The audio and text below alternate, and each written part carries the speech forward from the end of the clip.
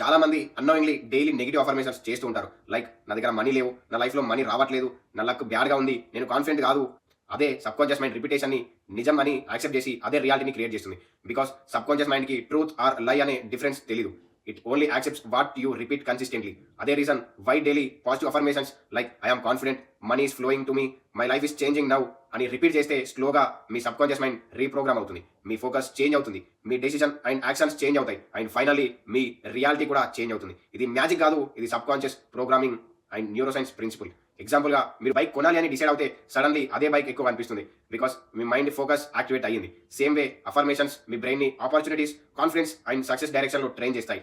First fake అనిపించినా కూడా repetition and ఎమోషన్తో చెప్పడం వల్ల అది మీ ఐడెంటిటీగా మారుతుంది. అండ్ ఐడెంటిటీ చేంజ్ అయితే లైఫ్ ఆటోమేటిక్గా చేంజ్ అవుతుంది. సో డైలీ మార్నింగ్ మిర్రర్ ముందు నిల్చొని మీ ఫీలింగ్తో అఫర్మ్ చేయండి.